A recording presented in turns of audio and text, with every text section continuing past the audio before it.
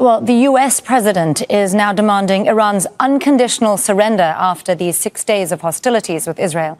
The Pentagon is sending more fighter jets to the Middle East and extending the stay of warplanes that are already there. Defense Secretary Pete Hegseth says the deployments are for the protection of US forces. Well, Trump has also issued a further warning online. He said, "We now have complete and total control of the skies over Iran. Iran had good sky trackers and other defensive equipment and plenty of it, but it doesn't compare to American-made, conceived and manufactured stuff." Trump adds that nobody does it better than the good old USA. Well, let's bring in Phil Lavelle. He joins us from Washington, D.C. Phil, I was taken by that post. We have control of the skies over Iran. Who's we? Well, I mean, he's not spelled it out directly, but the general working assumption is it means that the US and Israel have now gone into kind of partnership on this, really, because for so long, or for so many days rather, Israel has been saying it had air dominance over Iran. And the US was obviously assisting, but in a very indirect way. It was letting Israel get on with it effectively.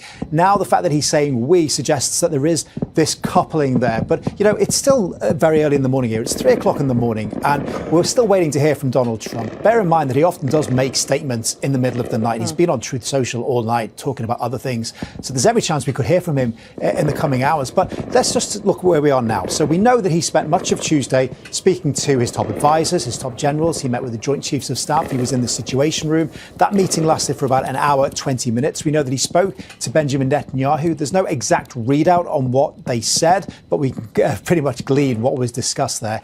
There are reports in Axios this morning here in the US, which is a very well-sourced website, claiming that top military officials say they now expect the US to launch these military strikes within a matter of days. Now, you've got to remember, we've seen these posts from Donald Trump, so he's very much on the offensive now. He's even called out Ayatollah Khamenei. He said he called him the supposed supreme leader. And to paraphrase, basically said, we know where you are, don't push it because we will come if we feel the need. So it's all building up now. The big question is, what will it look like if the US gets involved? Will it become a regime change issue, which we know Benjamin Netanyahu is fully backing? He's not only saying that in Israel, he's appeared on American television to push for that. Or will it be that the US goes in, it launches those bombs on the Fordo site, and then it pulls out? Either way, it's going to have real implications for Donald Trump and for people here. Well, there isn't exactly consensus in D.C., right, on what Trump should do. This is splitting his party. I see there have also even been moves in Congress. Yeah, I mean, Donald Trump pretty much gets his way with the Republican Party, but even within the party that he controls, there is a real split. You've got your hawkish Republicans, your likes of Senator Ted Cruz, Senator Lindsey Graham. They have been saying, look, you've got to go in. This is your only chance. You've got to take them out now. At the same time, you've got others who are part of the Make America Great Again movement. That's the sort of faction that Donald Trump founded and has really led. They are saying, look, this is not what we stand for. It should be America first. We don't want to be involved in these foreign wars. And remember, Donald Trump fought an election on being a peacemaker in chief and on the economy. He does not want to be dragged into this war, but it looks like he may eventually have to be. And then that's going to cause real problems within his party.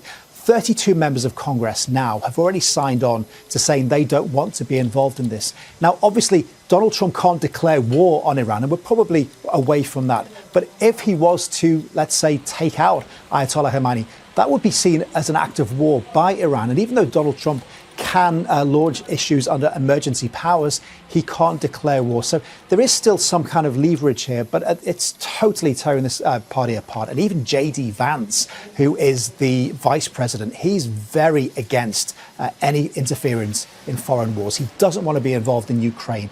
Even he's now having to toe the party line and set this up and say, look, you've got to give the president some latitude here. Well, speaking of the vice president, do we have any further word on diplomatic efforts? There was the suggestion that J.D. Vance and Steve Witkoff, the Middle East special envoy, would be heading to Tehran for some kind of discussion. Well, there was, but that was 24 hours ago. And you've seen just how much stuff changes. This time yesterday, it was talked about how they would probably go and speak to the Iranians. But Donald Trump said he's in no mood to negotiate.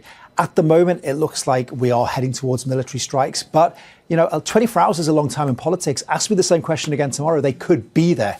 Anything could change. Phil Lavelle there across those developments for us from Washington, D.C. Thank you very much, Phil. Questions remain on if U.S. military will step in to help Israel's offensive in Iran.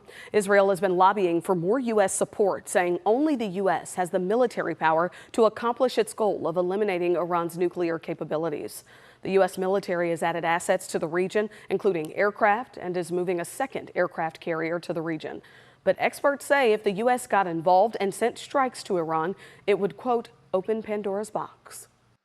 I think just defies every single example of U.S. military intervention we've seen in North Africa and in the Middle East over the past 2 decades. Once you open up this Pandora's box, we have no idea where things go, and this will most likely consume the rest of President Trump's presidency. That conflict overseas is also impacting families here in North Texas. We mean a lot to each other because we only have each other. A woman in Flower Mound says she is unable to see her brother and niece who are stuck in limbo overseas.